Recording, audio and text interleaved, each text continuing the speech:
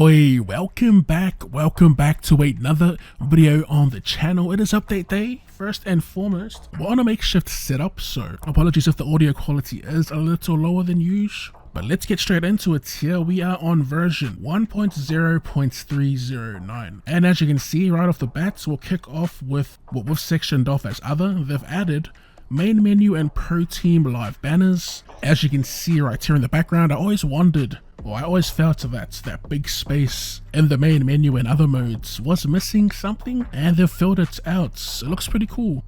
Makes the menus more lively. I guess we'll dive into the changes to online/Be a Pro. So like I said, they have the live banners in the Pro Team menu as well. And as you can see, a new set, the final series set 1. Let's go back here, the cards that you can attain. The second ever Obsidian 97 James Tedesco, a diamond Paul Alamotti, a diamond Mikey Lewis, Sapphire Tyrone May, and some love to our boy Tyson Smoothie, getting an 85 emerald. As per tradition, let's go ahead and rip one of these new packs and see if we can get lucky. Our emerald packs, we have 15,275 40 points. Let's rip it and hopefully pull something decent. The finals, and we get a diamond Morgan Knowles. That is a first. We get 2 picks. That is the luckiest live pool we've gotten. For the other pro team stuff, they added the Dally M ladder leaders, which we can go and check out right now. Dally M season rewind, I'm assuming. Let's go to number 1, and there he is, James Tedesco, 97. Let's see what else you can get playing this. An Emerald Team of the Week, 2 picks.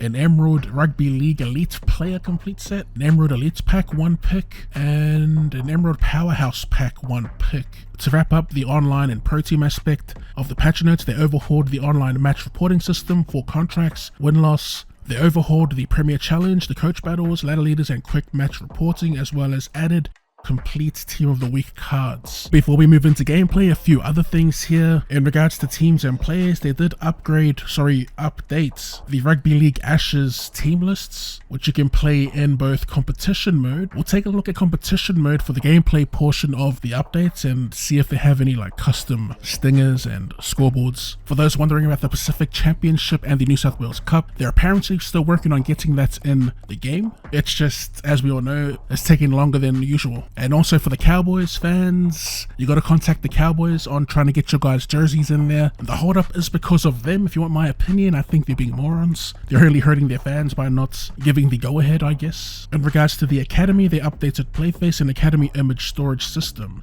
For Playface, if you didn't know, you can like upload your own face meshes. I think it's in skin. There it is, custom face, attach custom face. And then you just select it, open, and there it is. This is just a terrible example, but all my creatives out there that want to make like players of the past or even players that aren't done in game can have a geese with that. Lastly, for career mode, they rectified career objectives, which is nice. I did play a few games in our Rick Young career mode and we were getting our rewards, thankfully. They also rectified in around free agent and custom career, and rectified career mode salary cap breach anomaly. So for the gameplay patch notes, they've balanced the short kickoffs, they've tuned the pro and veteran difficulty, they've also tuned the sidestep evades and tuned the contested collects. They've also overhauled the gameplay stats system, including in-match tooltips and updated gameplay rewards system. Okay, so right off the bat, things I've noticed: no custom Ashes field markings and no custom Ashes scoreboard and stinger. Now, it wasn't mentioned in the patch notes, and seeing as we are receiving here, we're going to test out the ruck to see if we've got that freedom back. It's such a crucial change to gameplay overall, as it does mess with flow, and as you can see here, it's still the same. I did try to time them running onto the ball.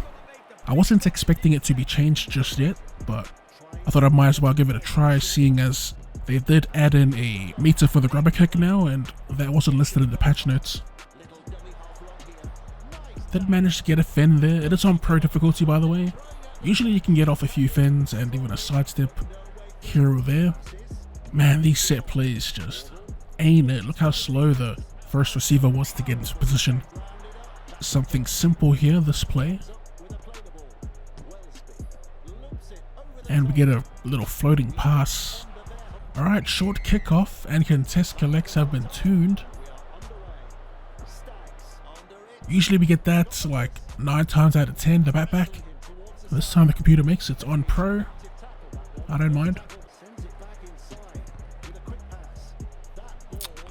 Perfect inside ball, he just looks at it.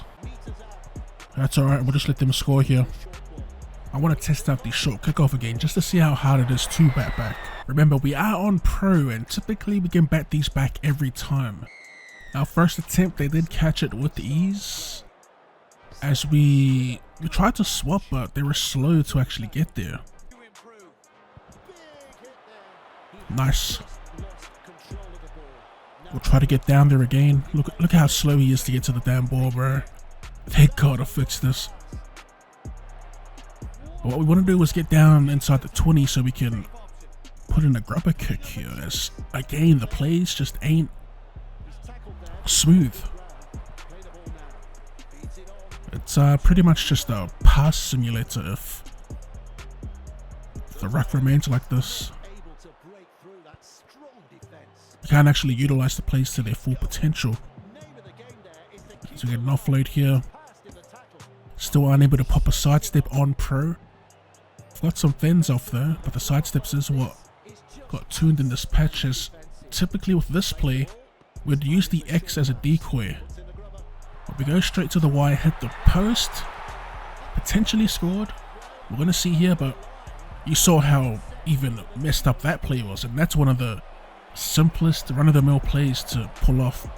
Having a decoy runner delay the pass to the actual playmaker, and we're not going to score this try. That is unlucky.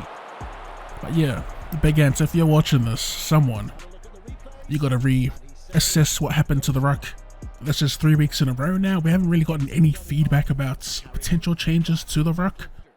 So the only ways I've gotten into a good ball was by a 40-20 and a big hit.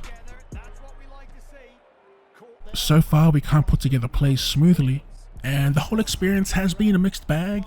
I do like the little gauge for the grubber kick, and they did actually tune it properly now. You can actually do like short grubbers and long.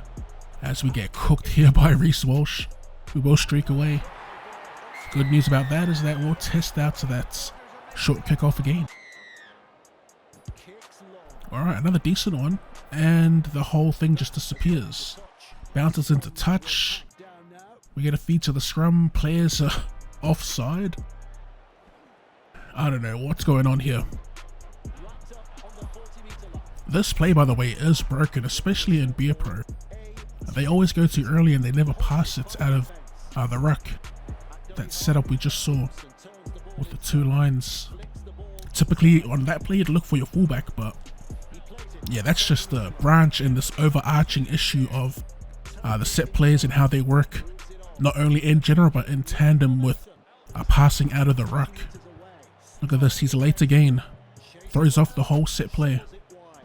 Again, that's another run-of-the-mill play that you can run some decent plays off.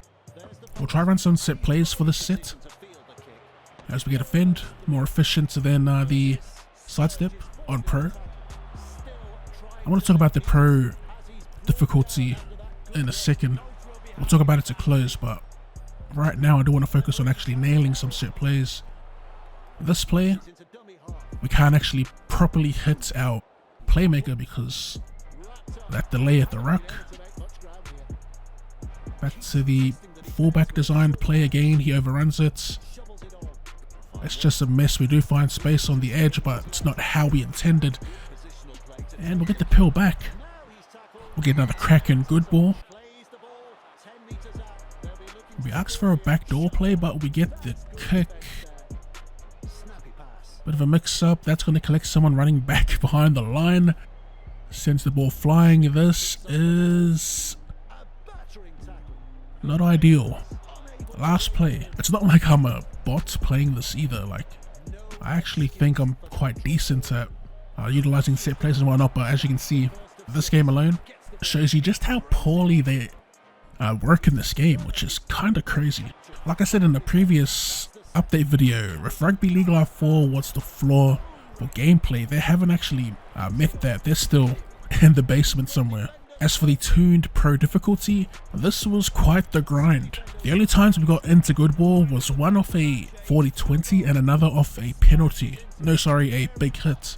all the in-between, the battles from trying to get out of our own end into enemy territory, that was hit and miss with clunky set plays and just being dominated in tackles, which I wouldn't mind if I was playing on veteran or above. For pro difficulty, we should be making post-contact meters way more frequently. The updates overall, from a gameplay standpoint, not much has changed. I do like the addition of the little rubber kick meter, that will come in handy, but yeah, other than that, until they get the ruck and the set plays sorted out, I know my experience and enjoyment controlling the whole team will be a little hit and miss. I do like the visual changes to the menu and the content added to Pro Team, which I will be grinding. I'll probably play some coach battles until it gets a little monotonous playing on amateur. It was an okay update. We still need more changes to gameplay, but yeah, let me know your thoughts on the most recent Rugby League 26 update. Have you played it?